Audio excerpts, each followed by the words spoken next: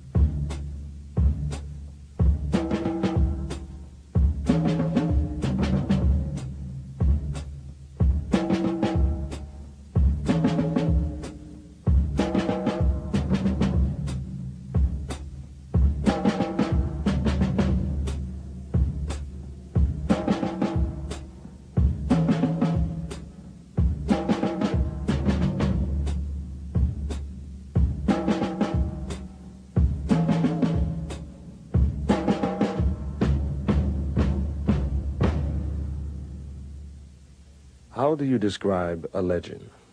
An African-American hero, an historian, an activist who for half a century has charted a singular course dedicated to the intellectual and spiritual liberation of a people. Though his eyes are now darkened by glaucoma, he continues to enlighten the lives of thousands of men and women through the pages of his many books and in university classrooms across the country. How do you describe a legend? You can't, really. But you can meet the men and women who influenced him. You can learn from him the hidden history of the African people. Learn from him a different way of making sense of this complex and often very confusing world. And you can let Dr. John Henry Clarke tell his own extraordinary story in his own soulful style.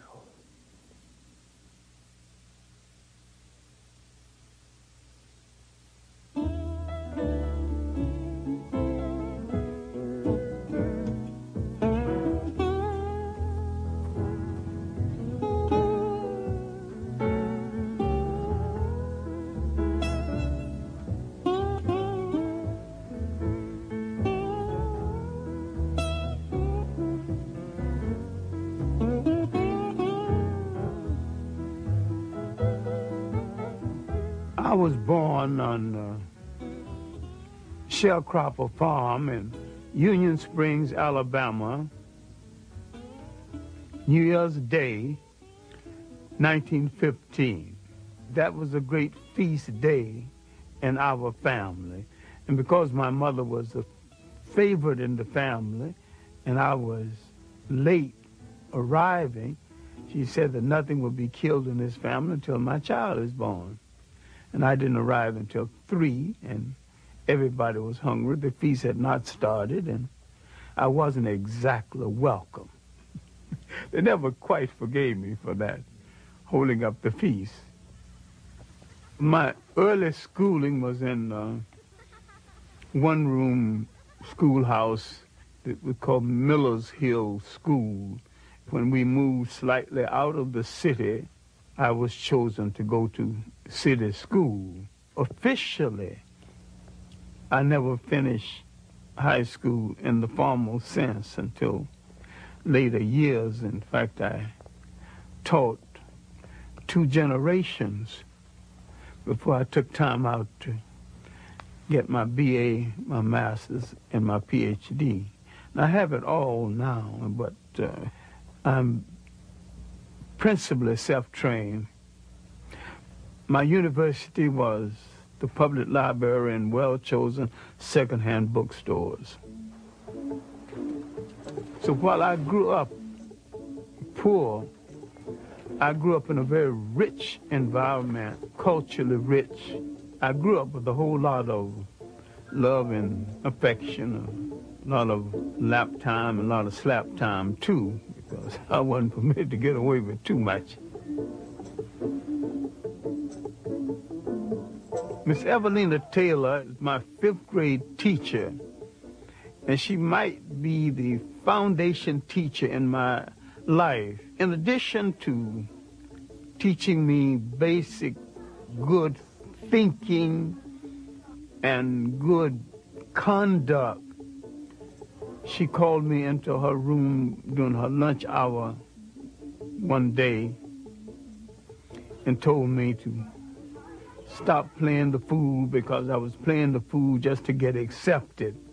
And she said, it is better to be right and march into hell than to follow a bunch of fools into heaven. I wanted to do something to impress Miss Taylor, and we had current events on Friday. We wanted to say something unusual because I worked for white people before and after school, and they had magazines. They would receive them one day, read them hurriedly up, throw them away the next day. So when I got up for current events, I always had something decidedly different to say about my own people and about other people. No, I wanted to do something real big. So I went to a lawyer that I worked for before and after school. I can still remember his name, Gag Steiner, and I asked him for a book about my people in early world history. He says, I'm sorry, John, that you came from a people that have no history. My mind would not accept that. I continued to search, and I opened a book called The New Negro, and I opened to an essay called The Negro Digs Up His Past. And for the first time, I knew that I came from a very old people, that we were older than slavery, older than oppression, older than Europe.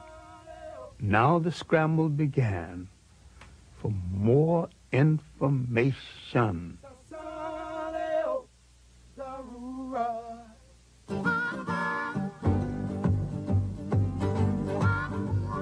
During the disaster years of the Great Depression, Americans in huge numbers take to the rails. They don't take Pullman cars or day coaches. They stow away on the freights, riding the rails in search of the opportunity to create a better life. John Henry Clarke wrote them. Out of the South first, briefly to Chicago, and then on to New York City. I had a dream. I thought that because I'd had some success in writing local plays, writing lyrics for songs for local plays, and that I could go write professionally. It was a dream. It was a fantasy. I was pursuing this fantasy. At 18, you can pursue all kinds of fantasies. In the shadow of Manhattan's towering skyscrapers lies black, sprawling Harlem, greatest Negro metropolis in the world. My impressions of the Harlem community, in the first place, it was a clean community. It was an orderly community. It was a safe community. It was a community with its customs that we have forgotten now. Street-speaking customs, strolling customs, social customs. There was a time when 7th Avenue, now Adam Powell Boulevard, was the street of choice. And you did not walk down 7th Avenue on Saturday or Sunday without a coat and a tie. There was a custom of getting your lady in your long good suit and walking down 7th Avenue to show her off. You would walk 15 blocks. Sometime when you had $1 or so to spend, you would take on the 5th Avenue open bus all the way down to New York University and all the way back. And she was satisfied, and the whole evening you hadn't spent $1. A lot of times you didn't have one. They sure don't make ladies like that anymore. There was a time there were 3 functioning vaudeville theaters in Harlem, all well patronized. The Lafayette, Harlem Opera House, and the Apollo. The old Lincoln Theater, now a church, used to be a legitimate theater where the plays downtown would be brought uptown with the played with a black cast. Tyrant, show my pitch. And that was our Broadway. I got involved with the communists and the socialists and other radicals, and began to read literature on the Russia of that day and to see movies about Russia. And I was never a member of the Communist or the Socialist Party. I was active briefly in the Young Communist League. We were looking for a way out of the condition in which we lived. And they opened doors for us and gave us a platform we otherwise did not have.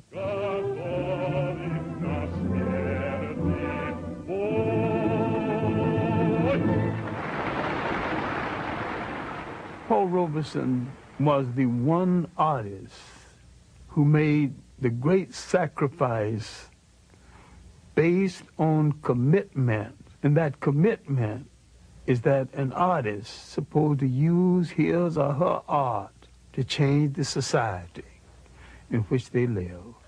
W.E.B. Du Bois is our greatest single intellect we produced in the whole of the Western world. And he's not just a black American intellect. He is an American intellect equal to any. W.E.B. Du Bois, Paul Robeson, the party came closest to what those men wanted to stand for in the world was a fair deal for the working people of the world. We would examine it later to our sorrow. We were in an argument between not a liberator and an oppressor, but 2 oppressors with different techniques and methodology of oppression. In the final analysis, Russia did not want us to be free any more than the United States and England and the imperial powers, but they wanted us under their domination. I never thought the left movement, communist or socialist, made any serious study of the history and the background of the African people of the world. And they had a preconceived notion of us that had nothing to do with our reality. And these African communal societies, where each got according to his needs, were not copied from Europe because they existed before there was a Europe. In these societies, based on the concept of the family and the community, everyone in the society had a responsibility. And in these societies, there was no word for jail because no one had ever gone to one. No word for orphanage because no one had ever thrown away any children. No word for old people's home because no one had ever thrown away grandma and grandpa. And while I had some admiration for the conclusion of Karl Marx, I dare to say he was a political opportunist and a Johnny-come-lately because he was rehashing something that was in the world before the first European wore a shoe or lived in a house that had a window. During my early years in Harlem in the 30s, my writing consisted mainly of poetry, short stories, and little essays on aspects of history. The Harlem Renaissance writers, of course, influenced me. I knew Claude McKay. I knew Langston Hughes. I knew Richard Wright before he had published Native Son. I knew Wallace Thurman, Nellie Larson, Jesse Fawcett. I found a Pan-Africanist consciousness in a Langston Hughes and to some degree in a Claude McKay. But the rest of them were rather parochial. Finally, I got to meet Arthur Schomburg. Arthur Schomburg, mentor to 2 generations of African-American scholars. The legacy of this Puerto Rican-born historian is the world's definitive institution of its kind, Harlem's Schomburg Center for Research in Black Culture. I went down the 135th Street Library, and he was on the 3rd floor, and I asked, very humbly, asked the librarian, do you know anybody who would give me a letter to see Arthur Schomburg? And she said very sharply, you know, and impatiently, because she was short of help, you just have to walk up 3 flights. I walked up 3 flights, and there Arthur Schomburg was holding down the desk, being 18 and rash. I wanted to know the history of African people of the world, henceforth, right now, within the hour, his lunch hour, all of it. He said, sit down, son. What you are calling African history and Negro history are the missing pages of world history. Then he said, son, go study the history of your masters. Go study the history of the people who enslaved you and find out why they found it a necessity to remove an entire people from the respectful commentary of the history of the world. Well, my earliest impressions of them was a people in power who intended to stay in power. And I began to wonder why they had so much and other people had so little, and why everybody I knew worked harder than they. Who made this arrangement? I studied European history and world history. Now, when I went back to Schomburg with some knowledge of background of European history, now he began to show me how to study African history. Arthur Schomburg taught me the interrelationship of African history to world history. Willis N. Huggins of the Old Harlem History Club taught me the political meaning of history. And from the lectures of William Leo Hansberry of Howard University, I learned the philosophical meaning of history. The most valuable lesson I would learn is that when you address a people by their right name, that name must relate to land, history, and culture. All people go back to the geography of their original origin and identify themselves, no matter where they live on the face of the earth. We have overused the word black because black tells you how you look, but it don't tell you who you are. You can call an Italian white, but that don't tell you anything about him. We are the only people who seem to have lost that all essential trait of geographical and historical reference.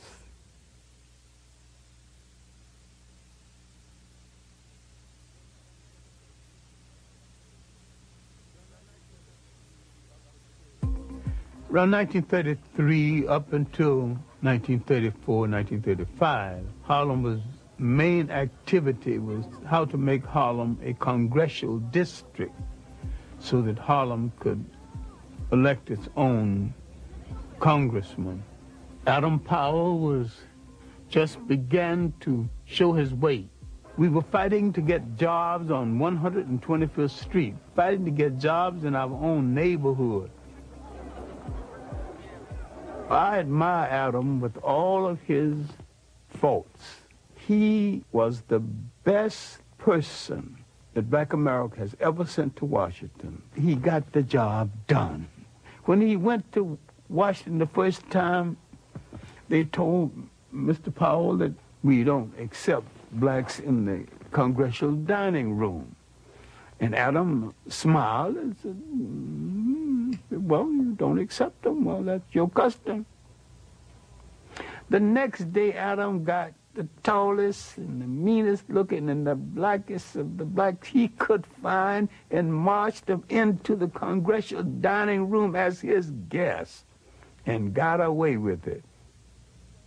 But it was a period when we were reassessing our role in the whole of the Western world. We were tuning into Africa as much as we could and having African forums and making a serious study of African history. Black men wanted to go to Ethiopia and fight on the side of the Ethiopians, but America would not give them passports and let a single one leave the country for that purpose. And yet, Italians could get passports to go and fight with Italian forces against Ethiopia. Now later, some of the same black men who couldn't get permission got permission to go fight in the Abraham Lincoln Brigade in Spain. I'm a physician. Physician? And then why would you want to go over in Ethiopia? Well, I feel it's my duty to give my profession and, if necessary, my life in the cause of Ethiopia.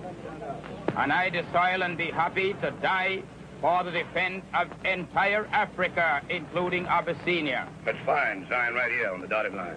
See, originally, Africans did not define themselves by continent, but more by regions.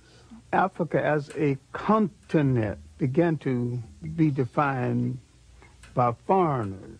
In North Africa, the Romans had a province called Afrique.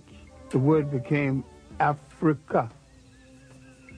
The history, both known and hidden, of the land where time began has been a primary focus of Dr. Clarke's scholarship throughout his long career. The concept of social order, the concept of an organized society came out of Nile Valley civilization before there was any other society that has been known to man functioning any other place in the world. The significance of Nile Valley civilization is that it was that civilization that set a standard of performance untouched by the other civilizations of the world. And people are reluctant to give an African credit for a creation that happened in Africa. They also forget that the Nile Valley stretches 4,000 miles into the physical body of Africa, and that it was the world's first cultural highway. For centuries, Eurocentric scholars had rejected the idea that the mighty Egyptian empire was in fact created and maintained by black Africans. The concept that Western civilization was the product of non-white intelligence, imagination, technology, and spirituality was unacceptable, both psychologically and politically. A brilliant Senegalese scholar and scientist would shake, and many say topple, the very foundation of that conventional wisdom. His name was Cheikh Anta Diop. His research was brought to the attention of the English-speaking world through the efforts of his longtime colleague and friend. I was wondering why his books had never been published in the United States. He said there was no publisher's interest in his books, and so it took me 7 years to interest the publisher in the books of Cheikh Anta Diop. Diop's disciples refer to him as the Pharaoh of the Upper Nile. You must be strong enough and serene enough de voir les faits historiques to see the historical facts et de les interpréter and correctement. to interpret them. Nous pouvons tous être passionnés. We can all be impassioned. Mais ce n'est pas de cette manière que nous résoudrons les problèmes complexes de l'humanité. But that is not how we will resolve the very complex Donc cette problems of domination humanity. dont nous souffrons, dont j'ai souffert moi-même, The domination that we suffer from, that I have suffered from notre myself, propre domination des autres races l'a précédé. our domination of other races preceded it. Donc l'Afrique a exercé un impérialisme continu pendant 4000 ans. But for 4,000 years, Black Africa had an imperialism. Toute l'Afrique occidentale était conquise et était justement sous la domination noire. All of Western Asia was under the domination of blacks. On n'aurait pu jamais penser à cette époque-là que la situation pourrait un jour être renversée. And at that time, no one would ever have dreamt that the situation could be reversed. C'est pour ça que l'étude de l'histoire nous redonne la sérénité pour apprécier les faits et les relativiser. This is why the study of history gives us the serenity required to appreciate the facts as they are. In 1974, he would challenge the major scholars of the world on the concept of Egypt not being anything other than an African state. In the conference on the peopling of Egypt, leading scholars of the world met and debated. Most of them wanted to put Egypt's origin outside of Africa. Sheikh Anta Diop and his protege, Theophile Obenga, placed Egypt within the context of Africa's totality. Sheikh Anta Diop was more than a historian. He was a scientist, he was a paleontologist, and he had proven that if he could get the pigment from some of the mummies, he could prove their African origins. All the rest of the conferees came just to disagree, and when it was all over, they had to admit these two men came prepared to prove their case. At that point, they began to close the door to the research of Sheikh Anta Diop.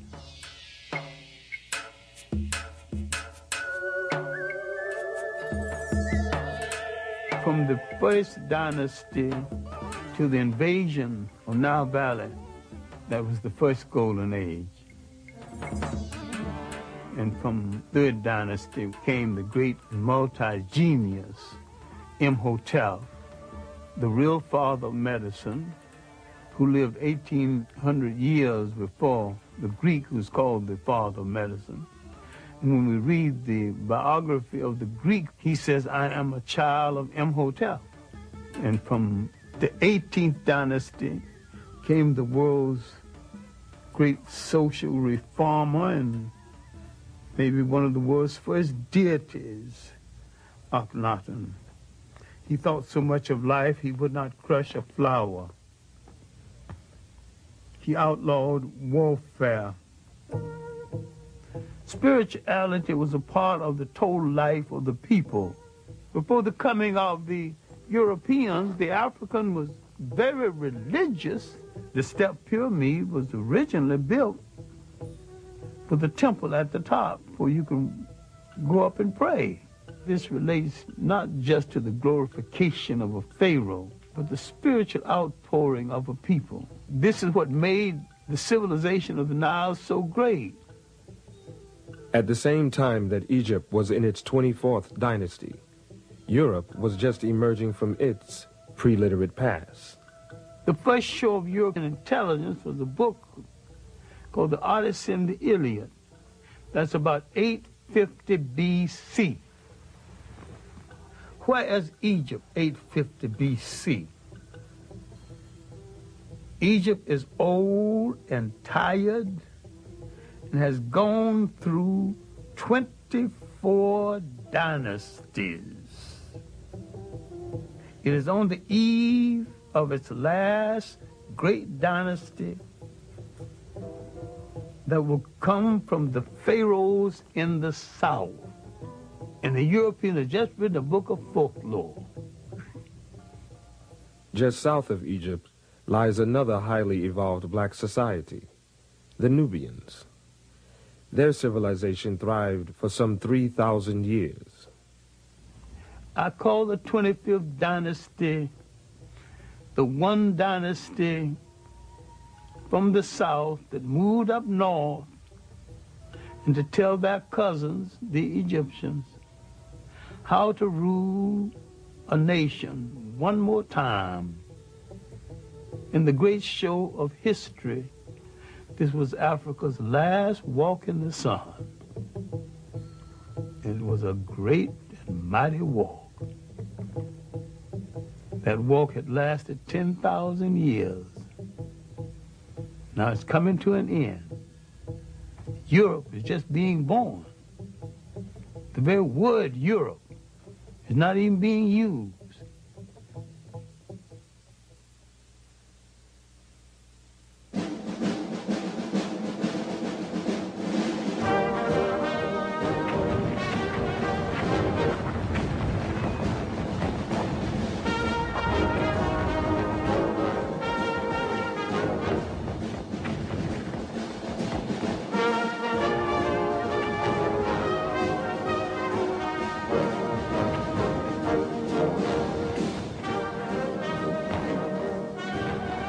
I was drafted to the Army in September 1941. I can say with certainty I was probably one of the best clerks, one of the worst soldiers the Army ever had. I couldn't shoot, didn't like the hot sun, didn't like to go on those all-night trips, but I was a wizard at administration. I made sure my men got what was due to them as soldiers and men. Not as black men, but as soldiers and men. After I returned from the Army, it was not so much as finding myself again as a Pan-Africanist, but redefining myself as a Pan-Africanist. Remember, we had participated in a war that we were cynical about in the first place, and having participated in this war on a Jim Crow basis, getting out of the war, and there wasn't the employment that we had hoped would be there, I began to think more and more about the fact that African people would have to depend on themselves. Pan-Africanism would be perceived as a way to end African dependence on colonial masters, a way to create free and independent nations, a way to transfer the continent's immense riches from the hands of invaders into those of the indigenous people of the land.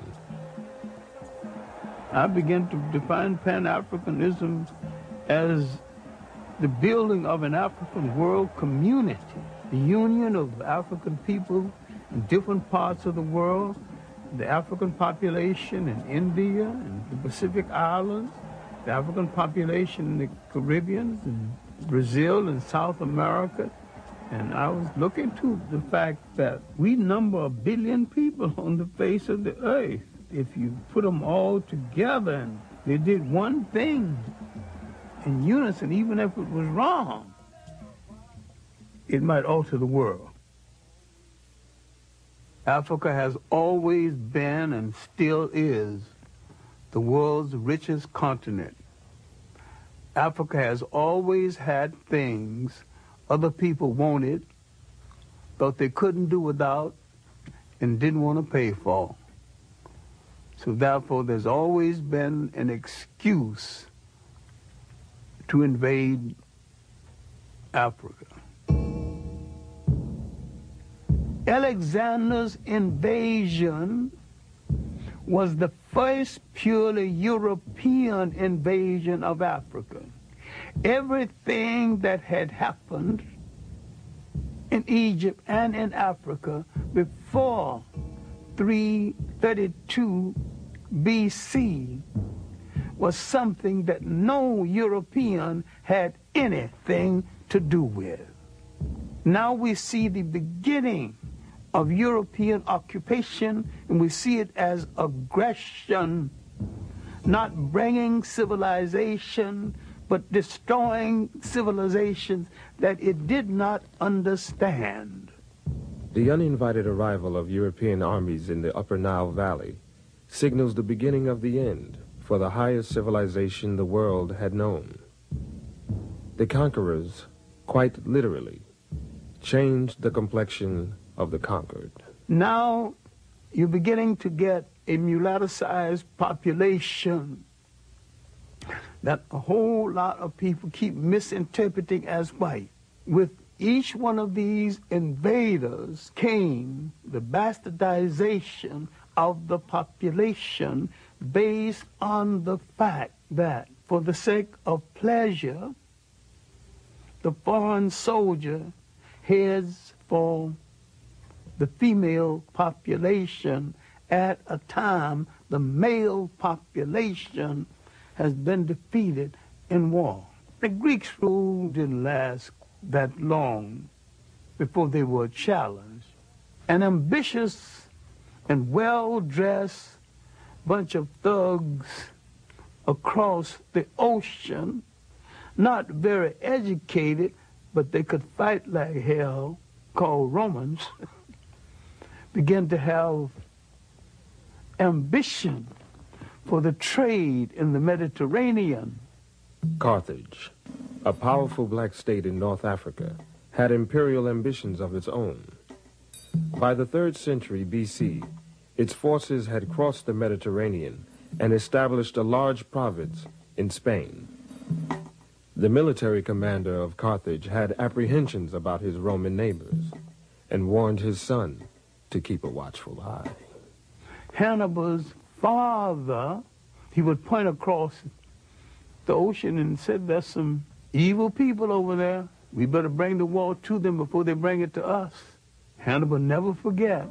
Hannibal is only 26 when he takes charge of the army. He launches an audacious military adventure, leading his men and their elephants over the Pyrenees Mountains into France, then pointing them across the Alps, boldly, toward Rome itself. Heavy casualties, overextended supply lines, and defection of allies drive Hannibal off the soil of southern Europe. He retreats back home to Carthage. The Romans have made a mission, almost a cult, out of the destruction of Carthage. They would meet each other in the mornings. Good morning, Roman citizen. Carthage must be destroyed. Yes, of course, Roman citizen. Carthage must be destroyed. Rome's legions clash with Hannibal near Zama. His troops are defeated. Hannibal is sent into exile. His once mighty nation becomes another colony of Rome and an administrative center for their empire. Now, the Roman Empire internally was not very rich. Africa became the breadbasket for the Roman Empire. And except for Africa, the Roman Empire would not have been able to sustain itself. Now, the Roman presence in North Africa is going to force into being one of the great events in human history. Roman taxation, Roman oppression would cause people to turn to new gods and question old gods, to turn to a story about a God who comes forth to rescue them. Now, they would draw from African folklore the story of the child in the manger. Now, what am I saying? Later, in retrospect, he was referred to as Jesus Christ. Now, you can argue about the coloration of Christ if you want to, but I can sell that very quick and we can go on to the next subject. Was he a Roman? The answer is no. Was he a Greek? The answer is still no. These were the only European types in that part of the world at the time. But if he was neither Roman or Greek, he was one of those other people. And all of those other people were non-European and non-white. And he came from the other people. During that time of Roman dominance, Africans hold high military and administrative posts in the empire. The Romans and the Greeks had no color prejudice comparable to the kind of prejudice we would know later on. Otherwise, why would 3 Africans become emperors of Rome? why would there be 3 African popes? Finally, Constantine decided to make Christianity the religion of the whole of the Roman Empire. Now we're coming to the critical period when the Roman domination of the church so corrupted the church, the Africans began some disenchantment with the Roman interpretation of Christianity. Constantine calls a council of bishops and priests at a place called Nice. It's the Nicene Conference. It is at this conference that the European created a European concept of Christianity. It was at this conference that they began to take the African saints out of the literature of Christianity. Now the corruption had started. The physical concept of Jesus Christ did not exist. Now, how did it come into existence? Because the Pope commissioned it to come into existence. Michelangelo painted the picture using one of his relatives as model. And that picture, one of the finest pieces of propaganda ever projected in history, has changed the minds of millions of people as who's supposed to represent God, whoever he or she is, and I have no problem with the she. Spirituality is a way of accepting the fact that there is a spiritual force in the universe larger than all of mankind. But someone had to come along and invent a word called God. And someone had to say of another God and say, mine is better than yours. And someone had to create faith. Someone said, I have the true faith. Religion is the organization of spirituality into something that became the handmaiden of conquerors. Nearly all religions were brought to people and imposed on people by conquerors and used as the framework to control their minds. My main point here is that if you are the child of God and God is a part of you, then in your imagination, God's supposed to look like you. And when you accept a picture of the deity assigned to you by another people, you become the spiritual prisoners of that other people.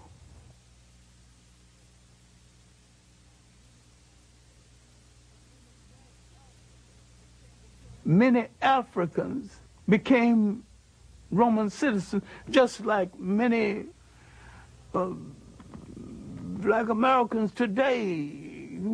I have nothing to do with Africa. I'm an American. I'm a citizen. I'm an American. There were Africans way back there with that same kind of split personality silliness, not knowing where their ethnic identity belonged. Rome's hold over its far-flung provinces weakens. In North Africa, it faces a new and fierce challenge: Islam. The Arabs, noticing the weakness of the Romans in North Africa, began to court the favor of the Africans. Arabs convinced the local black populations to join in the struggle against a common oppressor. They also convinced many of them to abandon their traditional beliefs and pledge their allegiance to Allah. The Africans assumed that by supporting the Arabs would get the Romans literally off their back. They were right. The Arabs did get the Romans off their back. but the Arabs replaced the Romans on their back. And like most conquerors, they declared war on African culture and African ways of life. The Arab has always been a propagator and a defender of slavery. They've always rationalized slavery based on Islam. I do not think any religion sanctions slavery. And anytime you use a religion to sanction slavery, you're misusing that religion and misusing the Word of God. Well, the Christians did it, and the Arabs have done it, and the Hebrews have done it. It's not right in any case. Islamic armies, their ranks dominated by African converts, defeat the Romans and push on to the continent of Europe. In the process, they capture Spain. There, the Africans and Arabs create a rich, cultured, and powerful empire. So powerful, it endures for 500 years. The achievement of the Arabs at this time is they have driven the Europeans out of the Mediterranean. The European now must go back into Europe. They have no empires, no great connections outside of Europe. And because of this, they ultimately would go into a period called the Dark Ages. People are confused because when the European mentioned the Dark Ages for him were not the Dark Ages for other people. Concurrent with his Dark Ages, the African had his third golden age. As Europe suffers, 3 great kingdoms are emerging in West Africa: Mele, or Mali, Ghana, and Songhai. These were lands of enormous wealth, generated by their control of the trade routes across the Sahara and the abundance of their gold mines. The kingdoms were known for their benevolent governments and their great respect for learning. For a while in history, there was only 2 great universities. The University of Sankore at Timbuktu and the University of Salamanca in Spain. And the African was solely in charge of the one at Sankore and part in charge of the one at Salamanca. The Arabs had to some degree institutionalized the practice of African slavery. The Europeans internationalized it. In Europe, the wealth amassed from the slave trade makes the Industrial Revolution possible, while laying the foundations of modern capitalism. In the Americas, the traffic in human souls creates a vast African diaspora, millions upon millions of people ripped from their homelands, transported in chains to a distant, hostile world. The European came into Africa as a guest and was treated as a guest. The Africans are unsuspected, political, naive, as some of them still are, because he had nothing against the Europeans and he had never enslaved any Europeans. He just assumed automatically no European would enslave him. He had never dealt with anyone who would enslave the host and the wife who cooked the meal and lie about it. Around 1442, the first slaves would be taken out of West Africa. Spain and Portugal goes to the Pope, the leading arbitrator of that day, the one person in Europe with the greatest authority. The Pope would say to Spain and Portugal, you take the East and you take the West, and you 2 good Catholic nations start fighting among yourselves. And then the profound statement before departure You are both authorized to reduce to servitude all infidel people. The slave trade now had been sanctioned, and Europeans had been told they need not feel guilty of it because you're doing this to an infidel who is outside of God's grace. England went into the slave trade with a vengeance, led by Captain Hawkins and the good ship Jesus. The ship was called the good ship Jesus. The coat of arms on the ship was two Africans bound back to back with their arms tied. So they saw no contradiction in being in the slave trade and being Christians at the same time. We cannot deal with this enough because we're still suffering from this inside of the mind of a lot of people in this world, into the millions. We are outside of humanity, outside of the grace of God. That's a terrible feeling as you walk the earth, because what has been taken away is your essential humanity, your human beingness. And when they take away your human beingness, they take away your nationness. Early in the 19th century, the concept of slavery began to yield to the concept of colonialism, a more sophisticated form of slavery. Slavery as a system became unwieldy, and besides, there's a point where it was saturated. Everybody who wanted a slave had one, who could afford one. The European nations of size that did not have any portion of Africa began to grumble. At the Berlin Conference, 1884 and 1885, the European powers of substance who did not have any part of Africa now were given some parts. Africans did not fall at the feet of the European invaders. They fought fiercely, bravely, and continually.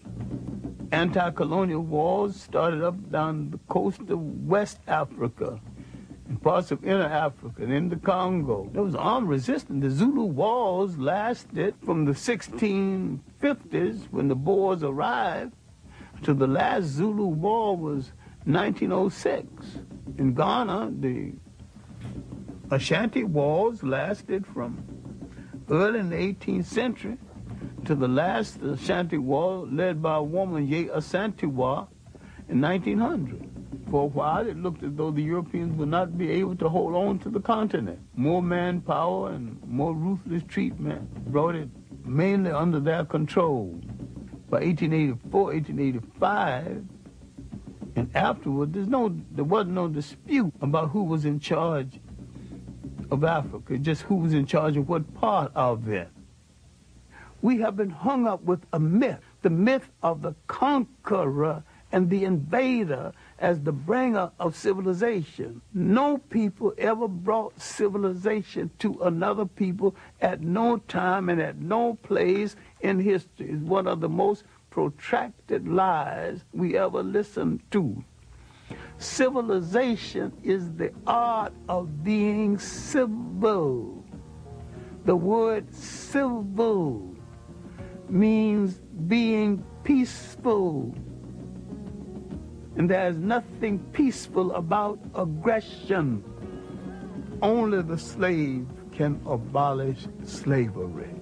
If someone is on your back, you have to bend a little to balance them on your back.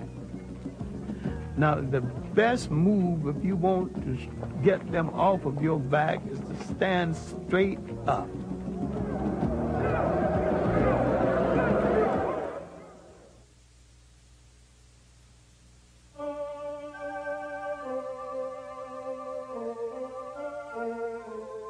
There's something about an island, a body of water, It creates a special kind of dreamer because they did not know where they came from in Africa. They dreamed of the whole of it, bring it all together in one piece. The seeds of Pan-Africanism, planted in the United States during slavery years, later flourish in the fertile soil of the British West Indies. Trinidad produced the three greatest Pan-Africanists, H. Sylvester Williams, C.L.R. James, and George Padmore. In Trinidad, they found the Pan-African League. H. Sylvester Williams would eventually call it Pan-African. He would call a conference in London in 1900. A few scattered Africans, a few people from the Caribbean, W. Du Bois from the United States. They did not ask for the independence of African states then. They asked for preparation. Give us the kind of education that will prepare us for eventual independence. They were reasonable, but they weren't listened to. And yet the conference made some kind of impression. After the first Congress, Du Bois would be the leading light from the second through fourth. But the most meaningful, the one that Du Bois called in Paris, as a result of this Congress, Du Bois came to center stage as the leader and theoretician of Pan-Africanism. Pan-Africanism wasn't exactly new because black Americans were practicing it long before someone gave it a name. The African settlement movement, the movement that settled Liberia, was informal Pan-African movement. The so-called Negro Convention movement was most a discussion of how you bring the African world together. That whole 19th century was Pan-African thought. Prince Hall, his development of the black Masonic order that he called the African Lodge. The search for a place in Africa for settlement by Martin Delany and Robert Campbell. 1829, David Walker's appeal to the colored people of the world was basically a Pan-African appeal. All of this, before we come down to the end of the 19th century. The ultimate Pan-Africanist, of course, was the Jamaican Marcus Garvey. Citizens of Africa, I greet you in the name of the Universal Negro Improvement Association and African Communities League of the World. You may ask, what organization is that? It is for me to inform you that the Universal Negro Improvement Association is an organization that seeks to unite into one solid body the 400 million Negroes of the world. It was soon after the end of World War I, the Secretary of War had told the black American soldiers that their lot would not be appreciably changed by virtue of the fact that they fought in the war. There had been an investigation. It was discovered that many of the nurses wouldn't treat black soldiers in the hospital, wouldn't even touch them. Some of them died as a result. So you have these grievances pent up in the veteran coming home. All of this came to a head in 1919 when there were riots all over the United States. That's called the Red Summer. Marcus Garvey could point out, look, they don't want you here. Let's go back home. Let's go to Africa. Go back to Africa. Let's not only go back to Africa, let's go back in our own ships. Now, a whole lot of people who otherwise would not listen, now willing to listen. We hear the cry of France for the Frenchmen, of Germany for the Germans, of Ireland for the Irish, of Japan for the Japanese.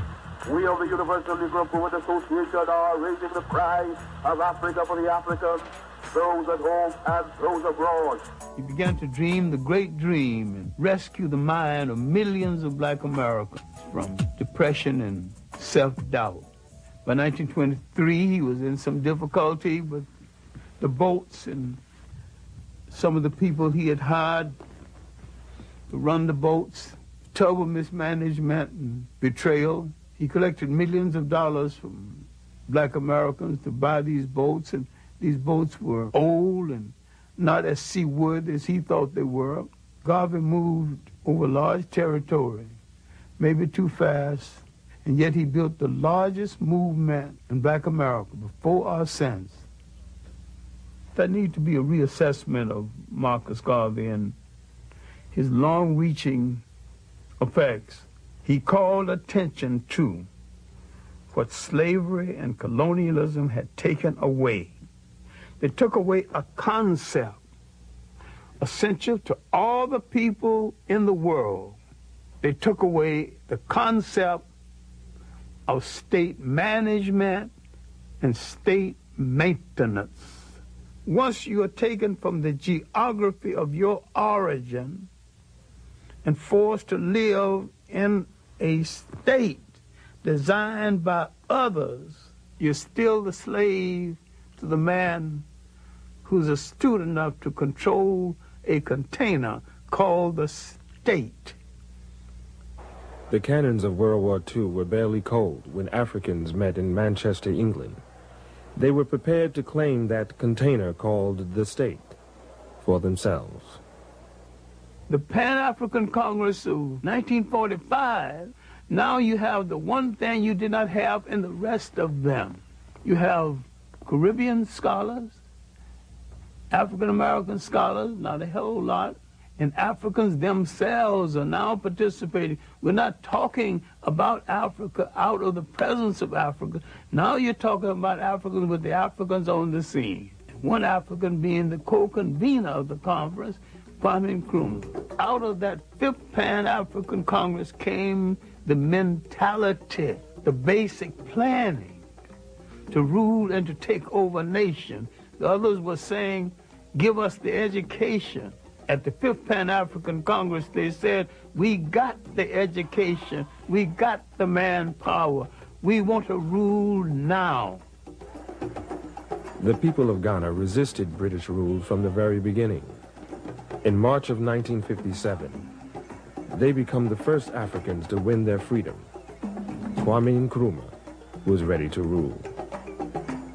When I knew Nkrumah in the Harlem History Club days, my impression of him was not as the future head of state, but as an African who's going to go back and make a major contribution to his nation, and he was a committed African.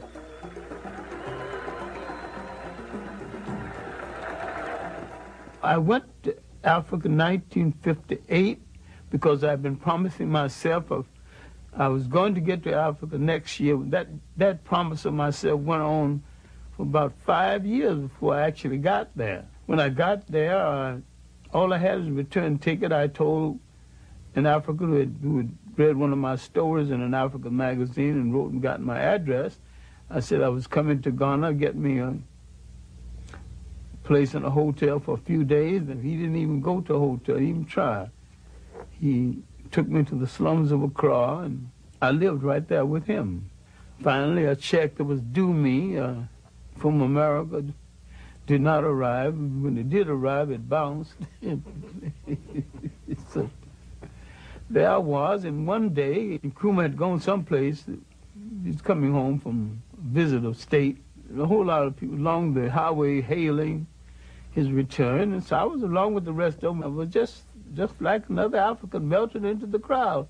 And he spotted me, and they stopped the Rolls Royce, and the motorcycle drivers pulled their guns, thought that someone was about to hurt the president, you know.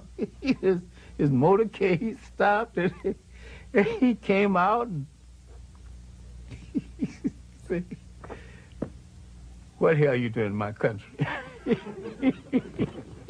And I just laughed.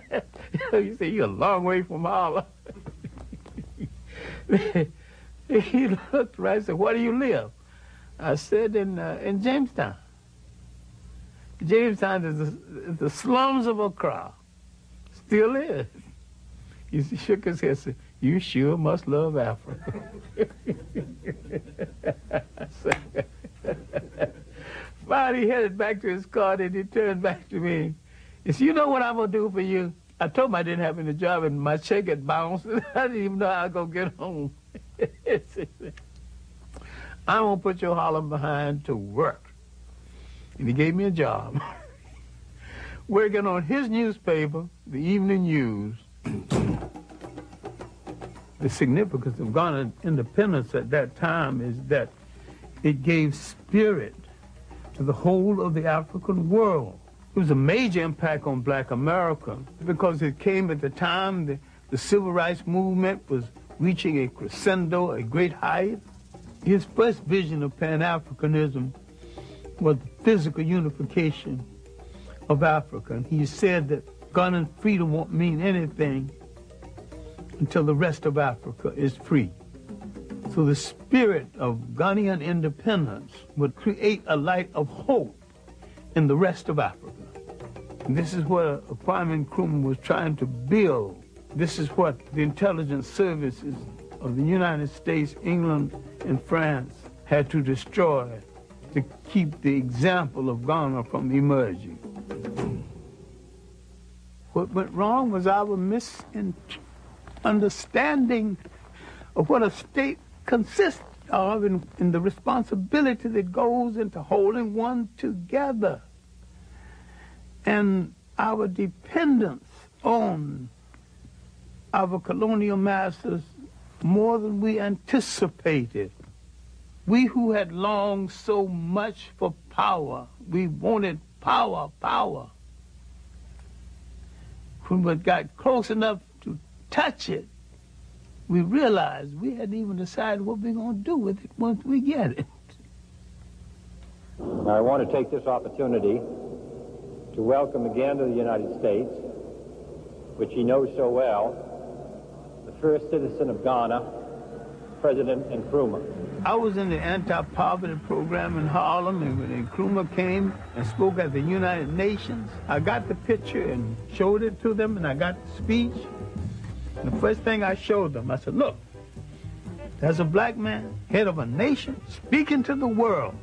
He got coarse, nappy hair.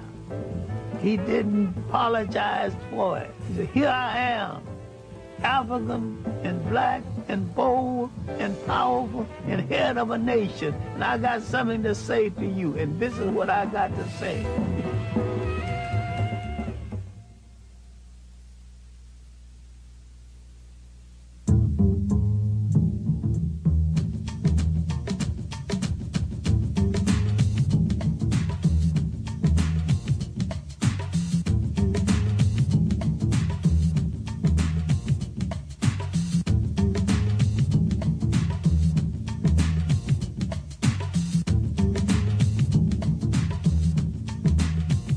The passive resistance of Gandhi, and we should understand this, was a strategy. I regard myself as a soldier, though a soldier of peace. I received the inspiration to carry on in the nonviolent tradition from Jesus of Nazareth and the operational technique from Mahatma Gandhi. The passive resistance of the civil rights movement was sold as a way of life. A strategy is never a way of life. A strategy is something you use the same as you use an orange. When the juice is gone, you throw it in the garbage can. And Mahatma Gandhi was an East Indian nationalist, but a very skillful politician. And he always had a violent alternative waiting in the wing just in case his nonviolence didn't work. Today marks the beginning of a determined, organized, mobilized campaign to get the right to vote all over this state. I think Dr. Martin Luther King was the spiritual leader of the black movement, of the civil rights movement, and probably one of the finest theologians that we produced in recent years. He was a dreamer, and yet he was a committed man to struggle, and he made great sacrifice within that struggle. I had some strong disagreements with him. I never thought that we should be locked into the concept of nonviolence as a way of life. I was perfectly willing to use it as a strategy. I think we should be slow in criticizing Martin Luther King. He was brave enough to put his life on the line for what he believed. We are still here talking. That's proof enough of his bravery over ours.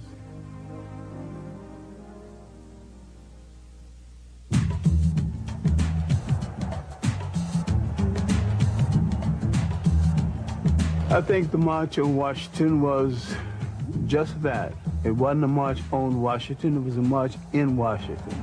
I don't know of any sweeping achievements that came out of it. It was a great ceremony.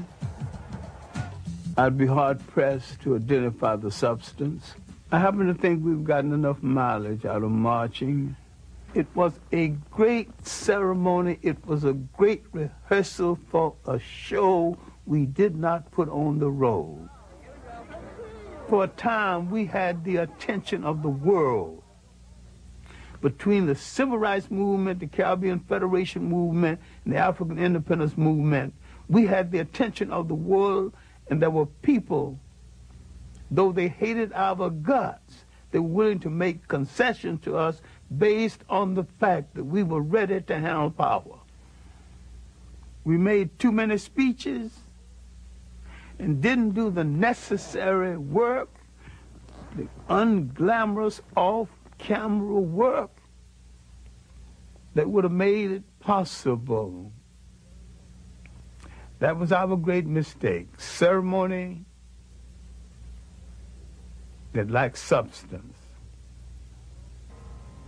And that was a voice, loud and clear and analytical. We were fighting to keep from hearing that voice. It was the voice of Big Bad Malcolm X, who had both the national and the international message.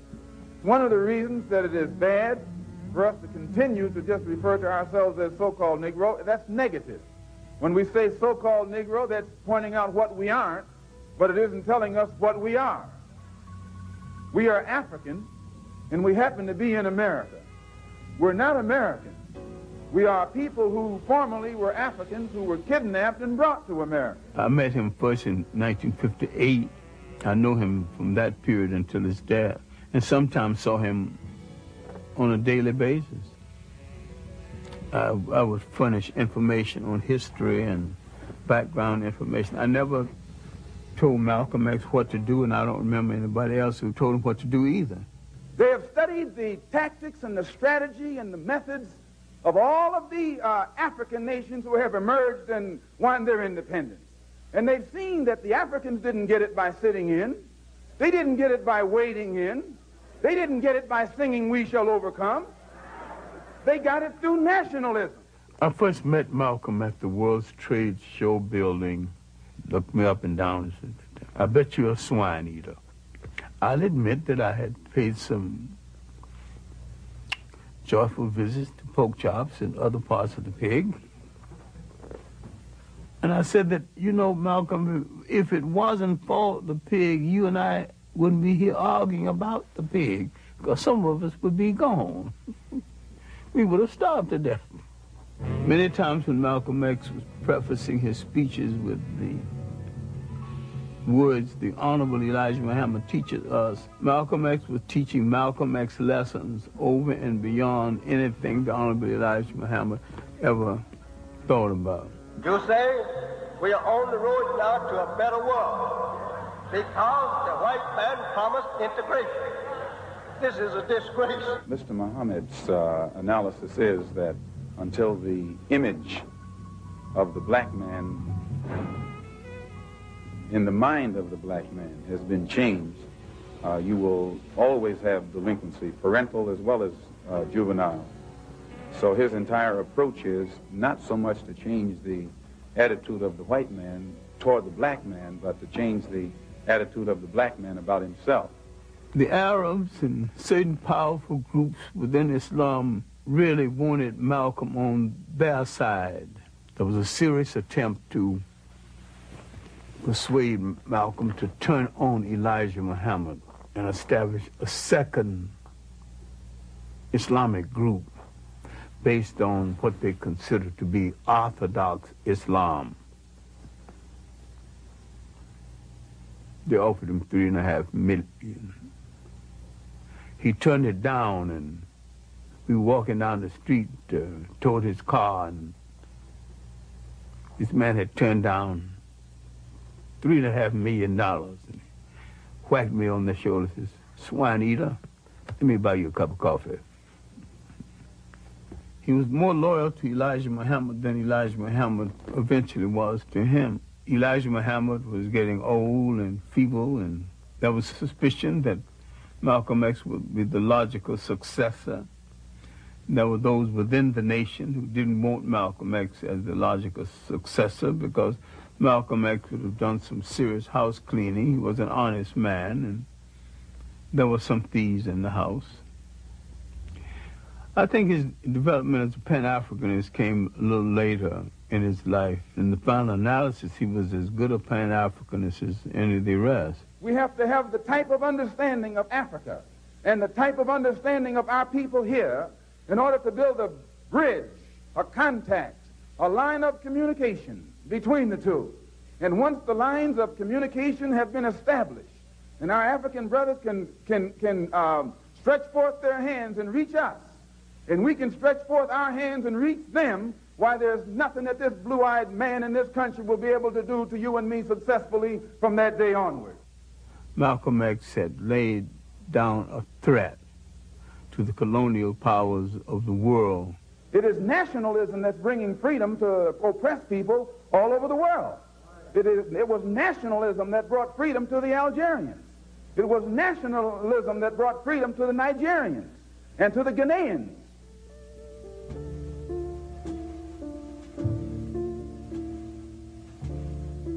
I do not think Malcolm X's murder was a local American thing. I think it was a larger thing than that.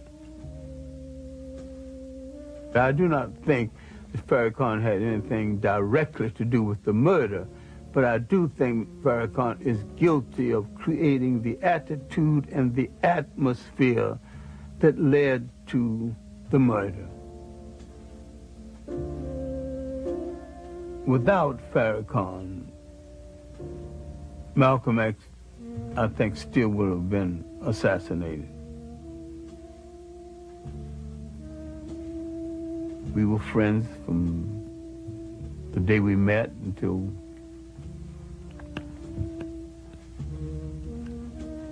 his death.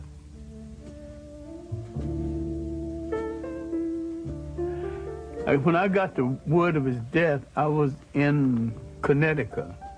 I'd gone up to make a speech in Connecticut, and I was at a Jewish home. Someone announced that he had died, and then someone added, dismissing the whole thing, that after all, he was anti-Semitic. I know the man well enough to know that he really didn't hate anybody. He hated certain things people did. He wasn't a hater at all, and they spoke as though they had the right to tell us who should and should not be our hero. I went into that bathroom, and it was after dinner, and just cried like a child for 15 minutes, and I came out partly composed and made the speech that night I was asked to make, and came on home and began to try to deal with the reality of the situation. Because to me, Malcolm X was not gone, and he's still not gone in my imagination. The whole year after his death, I almost got the feeling that we were having our usual conversation. I would always end it, what can I do? And finally, I got the feeling that he had said, do your best work. I was a good teacher before that. I was a better teacher and a better human being after that, because I knew that being a good classroom teacher was my best work.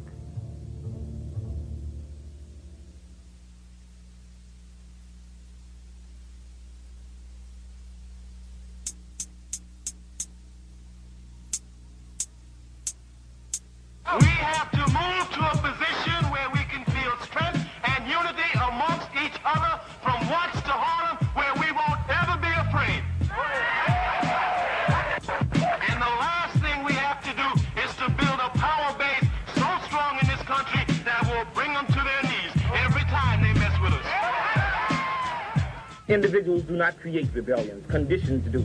Until they begin to address themselves to those conditions, rebellions will continue and they will escalate. And to fight for our liberation by any means necessary. It was the beginning of the Black Power movement. It was also the Black and Beautiful movement, moving into second gear. I would like to think that wearing the afro, wearing the African clothes was a move toward Africa. To some extent, it was a form of African consciousness, an African awakening. As a result of it, African people were stimulated throughout the world. But what followed the stimulation? What institutions came out of it?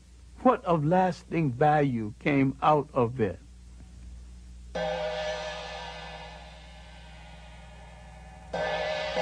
I do not think the Africans, the Caribbeans, or the Black Americans have studied with any degree of depth and seriousness the rise of modern Japan.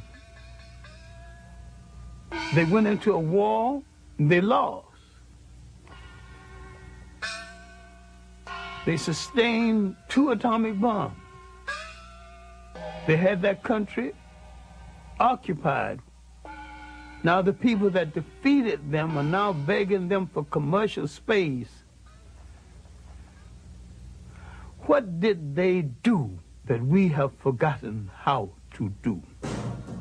They did some serious, astute planning. Not loud mouthing, not boasting. They did not get on the radio or any platform and call anybody any name, but they did what they had to do.